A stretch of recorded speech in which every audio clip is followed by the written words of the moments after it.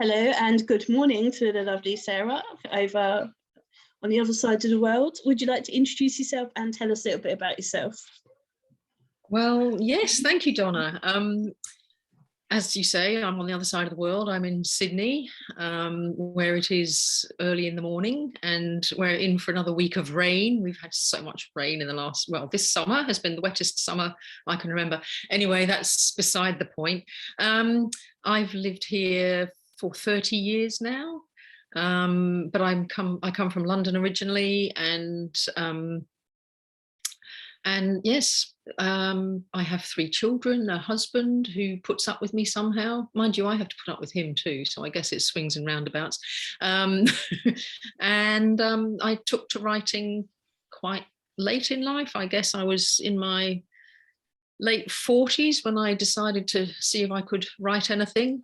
And it's gone on from there. So Exile, which is my 4th book with Bloodhound, was published.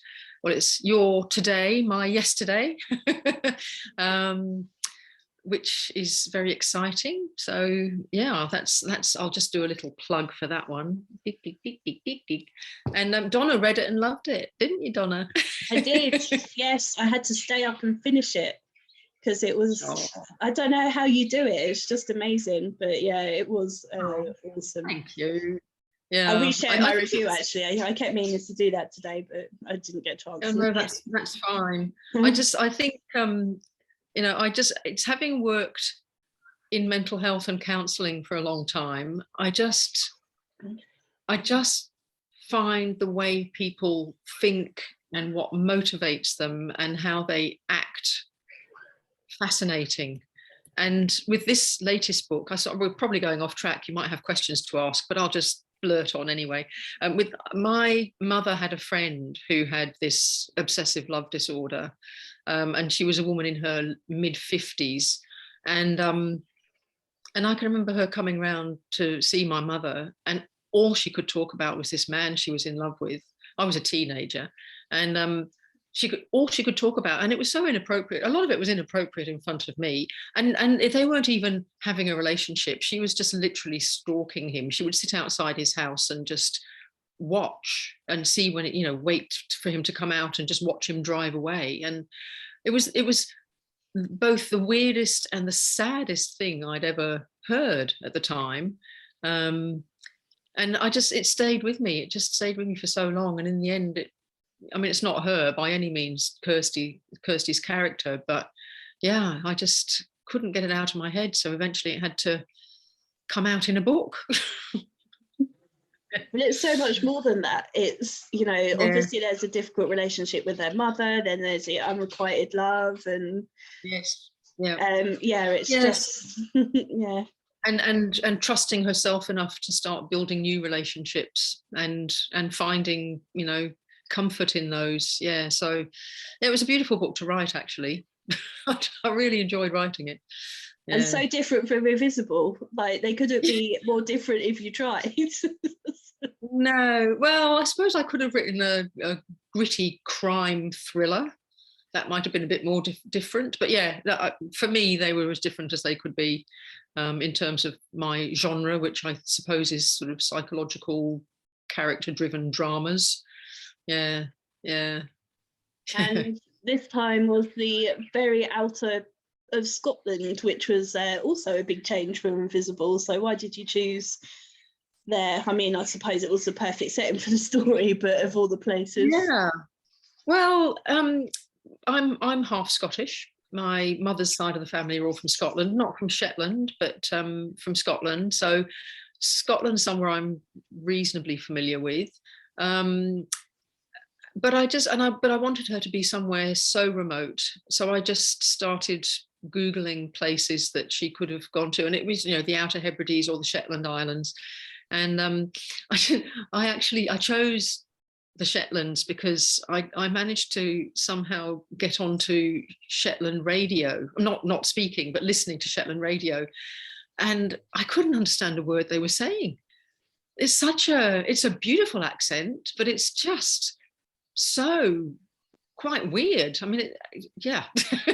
so I just thought, well, that's the place I want to to set it there. So yeah, it was after that it was just a question of doing lots of research, talking to a couple of people that live on near Lerwick, on the main Scottish Shetland island, about the Shetlands, and then lots of research. Yeah, so yeah, well, I've got to go though. Yeah, got to go sometime now. I've sold it to myself. Yeah. You better brush up on your Scottish accent, then, otherwise you won't ever know what you're chatting about. That was a very bad Scottish accent. Yeah. Yeah. I used to work with a Scottish lady in my old job that I was telling you about before. So I got used to some of the weird phrases that she used. So I wasn't too like, oh, what the hell, like hen and little things like that, you know. But you do get used to them after a while. Like, okay, yeah, it's okay. And some of them just, they roll off the tongue for me because I just remember my grandmother talking like that, So yeah, it was actually quite nice. I felt quite close to my grandmother when I was writing it, because she died about 25 years ago. So yeah, it made me feel quite close to her setting a book in Scotland. Yeah. Which of the characters did you have most fun writing this time, and which of your characters gave you most trouble? I think, gosh, I loved writing Duncan. 79, 80-year-old man, Scottish, Shetland Islander who'd never been any further than the Shetlands. And he was just such a good foil for Kirsty. He was so totally the opposite of everything she was. And so I think I fell a little bit in love with him. And Ishbel and her kind of bustling ways, I really enjoyed writing her. I found Kirsty difficult to write, actually, a lot of the time. The first draft, I showed it to some people in my writers group, and they said, she's not very likable. I don't actually care what happens to her. And I had to, and I think there are still elements of that because of what she did. It was so, but I tried to balance that a lot better with her kind of internal monologues when she'd gone to live on the Shetlands and was reflecting on what she'd done and realised the kind of full impact of it on other people's lives, not just her own. But so that it was difficult getting that balance because she was a very troubled woman. So I think, and Morag, her mother, she was an interesting character. Again, prickly and damaged. I quite like writing damaged characters, but it was very nice writing Ishbel and Duncan on the other side, who were just so not damaged. Yeah, I love Duncan from the very first time he was mentioned to the last page. I love him. It's awesome. Yeah, he's a good chap. He's a good chap. He is. He's just one of life's good guys, isn't he? Yeah. Wish they were all like that. Yeah. What was your most fun scene to write, and what was the most difficult? Gosh. Well, interestingly, the most fun scene wasn't the most fun scene in the book. I think the most fun scene to write was near the end, and I don't really want to give any spoilers away, but it was the scene directly before the big reveal and the big reveal at the end. And I'm sure you know what I'm talking about, but I really don't want to say much more about it than that. Was really fun to write because I knew what was coming the whole way through. I didn't know how I was going to get there. I didn't know exactly what the setting was going to be for that scene, but I knew it was coming, and I was just so excited to get there. And I really had to work at that one to get it just right. So I really enjoyed writing that scene. The difficult scenes were the sex scenes, because they can become so cliched, and I'm always wary of the worst sex scene awards that are given out by some people every year. And you know, it's not an erotic fiction book by any means, but because of the nature of her obsessive love disorder, there had to be sex in it, because that's how she felt love was expressed. And but yes, they were very difficult to write, so they didn't just become cliched and trite. Yeah. And I don't know if I quite hit the mark there, but you know, they are what they are. It's out there now. I can't do anything about it. But yeah, if there was anything, you know, in 10 years' time, if I go back and read it, I'm sure there'll be things about the sex scenes that I think, oh God, for God's sake, wow, oh God, that's terrible. Yeah. Well, I haven't seen anyone comment about them in the review, so that's usually a good sign, I think. Fingers crossed Yeah, this time. I think silence is probably best. Yeah. You know, I find it funny when people review books. You know, they give it a 1 star and say, it was totally rubbish, I couldn't finish it.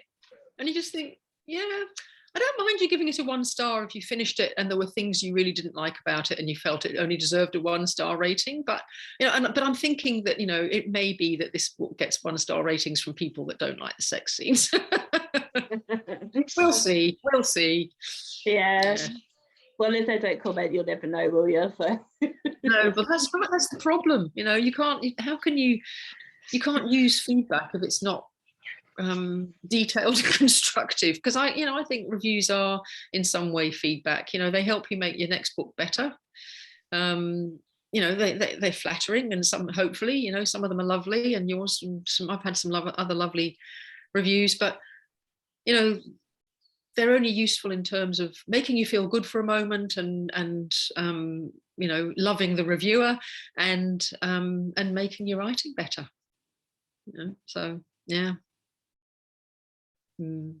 And I think it was you in one of the groups this week that was asking what our favourite words were. So what's your favourite word? My favourite word? Well, I love mellifluous because it's just such a lovely sounding word. But I like words like skanky because it just sounds like what it means. That is a word that gets used a lot in Luton. That gets mentioned on a daily basis at work, I think. Yeah, well, yeah. I mean, you know, it's not a great positive word, but it's so good at, you know, you're so skanky.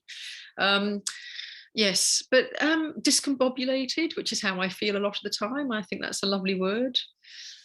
But I think, you know, friendship is a lovely word. You know, there are words that I love because they sound lovely, like mellifluous. There are words that I love because of what they mean. And I think friendship is such an underrated value these days. So, yeah, I think mellifluous and friendship would be my favourite words. The favourite word possibly is petrichor. Oh, yes. Oh yes, is that no, tell me what it means. I think I've heard it before. It's the smell after it's rained, the smell of the after it's, you know, that special, I guess summer, but the smell after rain. I love that word, and I love the meaning behind it as well, because that smell is something awesome, and the fact it's got its own word is cool. Yeah, it's amazing. I think the English language is amazing, really. You know, that we can have a word that just means that. It's wonderful. And also very grateful to have been brought up and taught English from a young age, because learning it as, you know, as a foreign language, hell no. Just a nightmare. There's random weird ways that we have, and you know, our sounds and. Yeah. Oh, I know. Yeah. It would be an awful language to learn as a second language. I'm trying to learn Spanish, and that's meant to be one of the easiest languages to learn, and it's still doing my head in. So. Yeah, I've tried that. Oh, yeah. I take my hat off to people who can speak more than one language. I really do. Yeah. Absolutely. Hey ho, not for this lifetime. Yeah, that's it. That's what lockdown was for, but there was, books to read and stuff, so there was no time for sleep. No time for anything else. No. Oh, dear. When you were editing, what was your most overused word or phrase? I do find in dialogue I start a lot of sentences with so. So was one of my was one of my overused words. That. There are a lot of little connecting words or whatever. Just I seem to use an awful lot. But I did pick up that I was using. I think it was in Exile. People laugh too much. She laughed or she nodded. A lot of those sort of, when you don't want to just say she said, so you add something else instead of a speech tag. Or too often it was laughing, smiling, nodding. So I have to, I just do a word search for all those and then try and change them. It's the things like that slip by when you're writing. You don't even notice them because they're so habituated. And and then have to do the word search. Oh my God, 543 wases.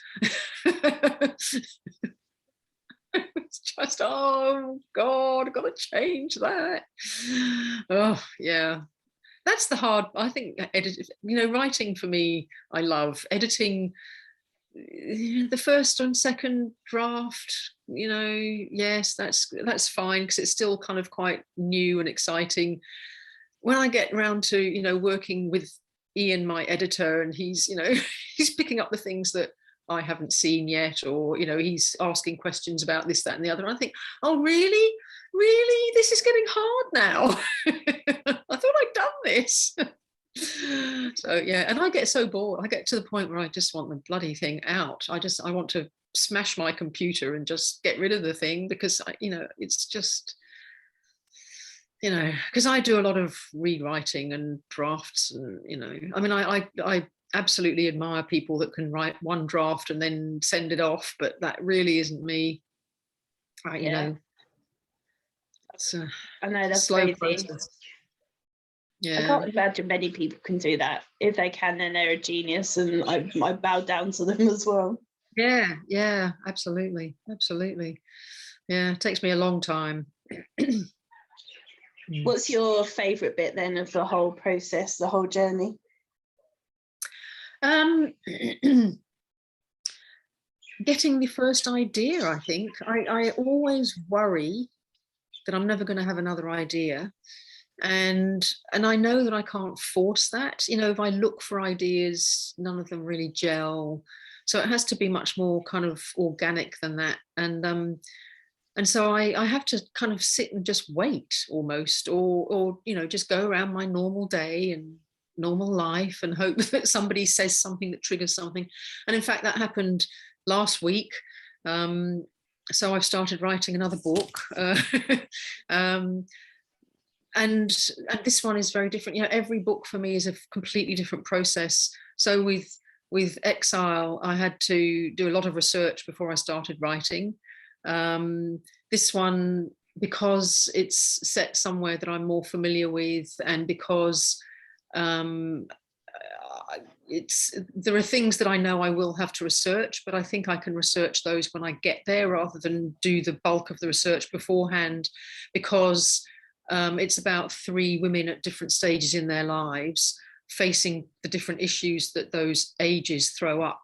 Young women and sort of partner choices and career mistakes they might make, middle-aged women who start feeling invisible in work and maybe haven't who have either found themselves with a partner that maybe it's not working out after all these years, or are single for the first time in years, and an older woman who is facing the end of her life and all the issues that brings. So not so much in terms of research, just drawing on people that I've known that have been facing those issues, and then so I'm taking 3 women, they'll come together, and then there'll be some crisis that tests them all. So I've just realized what that crisis will be as well. So so yes, this is the exciting part for me, just starting writing, getting the idea, working the ideas up. I do a lot of writing in my notebook. I love writing with a good pen on nice paper. So I do a lot of longhand thinking and writing down ideas and notes and character profiles and stuff. And then I'll go to the computer and write a little bit and then go back to my notebook. So this is the bit that I really love, when I'm finding out what the story is. Yeah, I really, really love this bit. It's very exciting. What was the most surprising thing you found out while researching Exile? I think the full impact of having something like obsessive love disorder on somebody's life. You know, I mentioned before that my mother had a friend with this issue, and she would come and she would just talk about it. I mean, it was very difficult to divert her from the topic of himself, as she called this man that she was in love with, who didn't probably even know she existed. But researching obsessive love disorder, it's tragic for many people. You know, it literally engulfs their lives. You know, and often it is such an unrequited situation to be in. You know, sometimes people with this disorder are in a relationship with the person that they're kind of fixated on, but their obsession kind of makes it fall over fairly quickly. Sometimes the person that they're in love with doesn't even know that they exist, and it's all this, you know, these incredible highs and lows if they feel like they're getting any recognition or anything from the other person. Euphoria, and if not, then despair, but you know, having your head taken up, you know, nearly all your time, all your waking life with that you have no control over. It beggars belief, and yeah, I found it sad, and yeah, and you know, there's nothing to do about it. You know, there's no medication that you can take that suddenly switches it off, or you know, people go to therapy for you know, to try and talk about it, but it seems very stuck. Once you're there, it's pretty sticky stuff, and yeah, it was very hard to read all that, actually. And yeah, I imagine lots of sad stories left behind. You know, yeah, I can imagine that was pretty awful, actually. Quite harrowing. Yeah. Oh, Trixie's waking up. Yeah. Oh, not for long. She's just going to curl in. Oh, she's going to curl up and go to sleep again. Oh. Yeah. That sofa's far too comfortable. Usually she was laying right on my chest there. She lays up here. I'm like, yeah, I can't see. Oh, bless her. You gonna come say no? You gonna come She's say very no? cute. No, she says, I'm comfortable here, thanks. You can't make me perform. You gonna come say no? No, she's winking at me. Look at those ears going up and down, little ears going up and down. No, her ears are gorgeous. I don't know what it is, but yeah, she's just like, no, you're being weird. Yeah. Isn't nice? What's been your highlight since the last book? Oh, highlights since the last book. I think Bloodhound taking on the next book. Yeah, because you know, it's a funny thing, the publishing industry. You know, the publishers can love one book and not like the next one, and so it's always anxiety provoking sending out the next one, and fingers crossed. So I was really happy, very stoked that they took this one on. So yeah, that's a highlight. But I think, you know, basically connecting with readers is the thing. You know, I spend an awful lot more time on social media than I ever imagined I would, and I, you know, when I first started, when the train came out, the first book, And I kind of thought, oh, I've got to get out there, and I've got to, connect with people, and people, got lovely reviews, and I wanted to thank people, and this, that, and the other. But I was in that stage where I was kind of also resenting the amount of time I was spending doing all that. And now actually it's one of the pleasures. It's one of the pleasures of writing, is actually meeting other writers and readers, and just chatting about books. And I've joined various online book clubs now, so I'm reading books and discussing them with not my books, but discussing other people's books with other readers. And I have a physical face-to-face book club that I've been going to for years. And so just, yes, that really embracing all that, and giving up resenting it. There's no point, because it's such a lovely thing to do. It's such a lovely thing. I wouldn't have met you if I hadn't been doing that. So, there's a positive. Yeah. Likewise, yeah. Getting out there, and and I'm not somebody who, at the moment, all you'll see on my social media is, my book. But in the general course of events, I'm not somebody that easily sells myself. You may find that hard to believe because I'm doing this, but I'm not somebody that usually finds that easy. I just prefer to talk to people about other stuff, and and books are part of that, but they're not the thrust of it. So it's just lovely getting to know all these people that also love reading and also love writing, and it's great. Yeah. You lot just massively insecure at the minute, honestly. It's driving me nuts. Like, people won't want to hear me talk and stuff. I'm like, yes, they do. They will. Like, seriously, pull yourself together. What's wrong with you? Yeah, no, I know. But I think, I'm not an introvert, but I also don't like being the centre of attention, which is funny for an extrovert. I love being around people, but I don't like to be this one in the spotlight. And I think, when you put a book out there, or when you're going to talk to, do an interview or whatever, you're in the spotlight, and it's not a comfortable place to be. And I think, most of us have imposter syndrome. We're waiting to be found out. We're waiting for the person that says, you're not really that good, and it's, every day is like just waiting for that. Just waiting for the person that says, come off it, get real. And so every day is lovely when it doesn't happen. I'm taking every day one day at a time.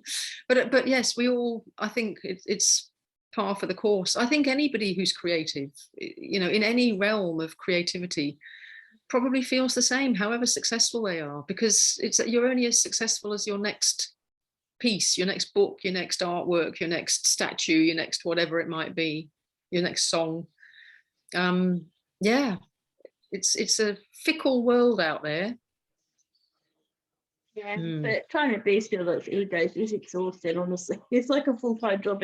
Just tell us to get over ourselves. I do. Don't even. Yes, you do. I ain't messing around. I've got shit to do. I can't be messing around going, oh, you're fine.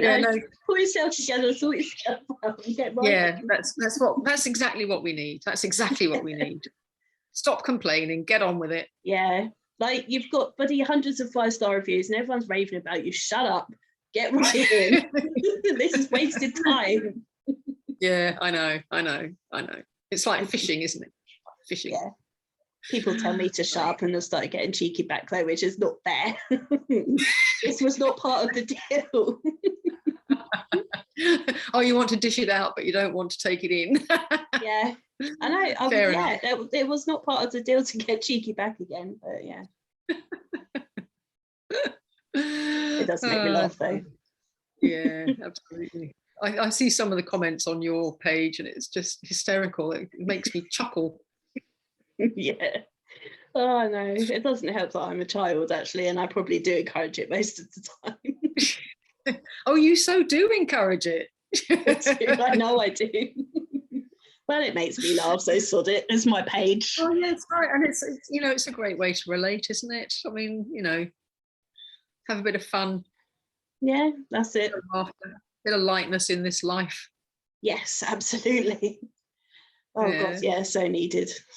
And you know, crime authors and stuff are just weird anyway, so in the nicest possible way, but you know, really weird. Yeah, well, they have to be to write the stuff they write. Yeah. I'm including you in that, knowing that you're writing crime. Yeah, especially with what I told you before we started recording. I have nothing. Oh, yeah. Can't wait to read that one. Yeah, I bet. Yeah, I will finish it. I will finish it soon. Yes. Brilliant. Brilliant. Well, I want to be a reader. Thank you. I want to be an ARC reader or a draft reader or anything reader. Okay, it's a deal. You're on my list of one. Excellent. Excellent. So I'll just ask you some silly questions just because that's what I do. Yep. And one of my new favourite ones is, where's the funniest or strangest place you've ever woken up? Oh, the funniest or strangest place I've ever woken up was in a hallway so I went to a party, and it was the front door was, I think must have been a house that had been split into two, but anyway, the front door, and then there was this long narrow hall and stairs straight up to the flat, and the other front door for the other flat must have been next door, but anyway, so I went to this party in this upstairs flat, and I must admit I might have had a drink or two too many, but I was having a great time, and I woke up in that downstairs hallway near the front door, with the front door ajar in the morning, and realized in my slightly hungover state that everybody must have walked past me to leave. And I was fast asleep near the front door. So that was probably the weirdest. Yeah. What's one of your pet hates? I haven't told that to many people, I have to say. Sorry, what was that? But what's one of your pet hates? Pet hates. Oh, I don't like dishonesty. I have known people who just seem to lie for the sake of it, over little things as well as big things, and I just don't understand why. You know, when it's as easy to tell the truth as it is to tell a lie or to say nothing, why come out with a lie? Because they're not necessarily, I mean, I can understand, you know, from being a counsellor and working in mental health, I can understand why people might lie to make themselves look a little bit bigger or better in some way. But and that, you know, we all do that, we exaggerate sometimes. But I don't understand why people would tell an out and out lie just for the sake of it, and often get found out because they, you know, I think if you're a liar, you have to have a really, really, really good memory to remember what shit you've said to people, and most people don't, and so, you know, they'll contradict themselves, you know, and you just end up thinking, no, I don't think this relationship's going anywhere, thank you very much, we can't be friends anymore. Yeah, it's an odd thing, that whole honesty thing. But yeah, say nothing or tell the truth. That's my credo. Absolutely, 100% agree with you. I hate lies as well, with a passion. Yeah. There's no need. Yeah. It's just, yeah. Anyway. So that's it. That would be it for me. If you were to be a fictional killer, how would you kill your victims? Well, somebody not long ago that I was talking to, about half an hour ago, told me a very good way of killing. But I won't steal that one. How would I think poison. And a plant poison. I think I actually have been researching a way of killing somebody using maybe digitalis from a foxglove, or there are so many really, really nasty plants out there. In oleander bushes are everywhere in Australia. I think you also see them in England, but every part of that plant is really poisonous. So just boil up a bit of the roots and mash the leaves up and give them to somebody. Yeah, I think a plant-based poison. Yeah, Because I quite absolutely. enjoy making it as well. I think I'd quite enjoy the whole process of, gathering the bits of the plant and, boiling them up and making the poison as well. Slightly more I'd be scary. quite, if I wanted to kill somebody, I'd be really invested in the whole process. I can tell. Yeah.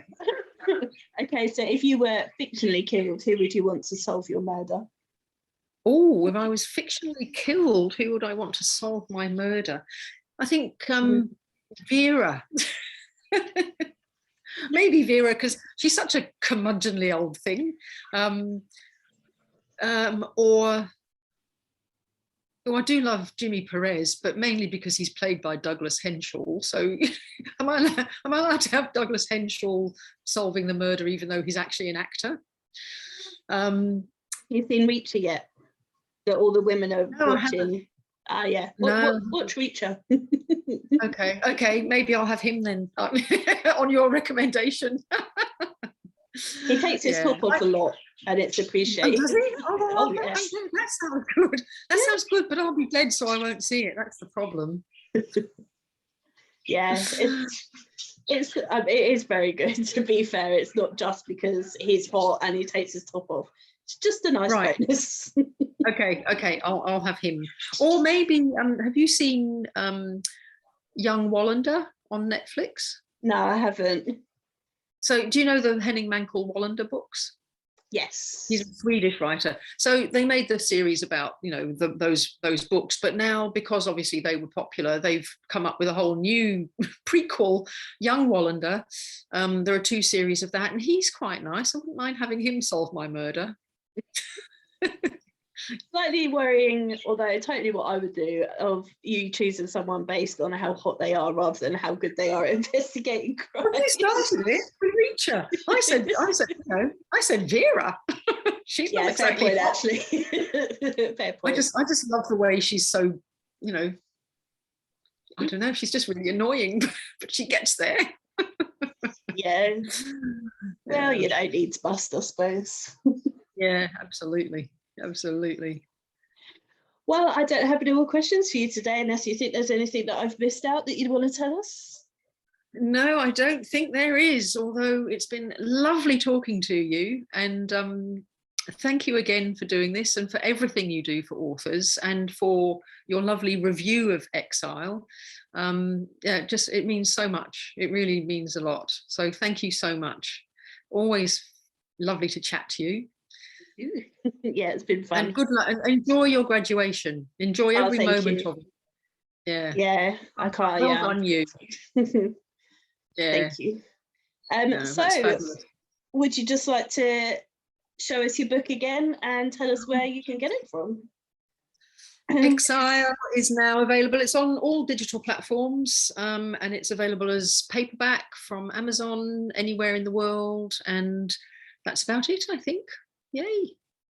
So thank you very much. Thanks so much, Donna. It's been lovely talking to you.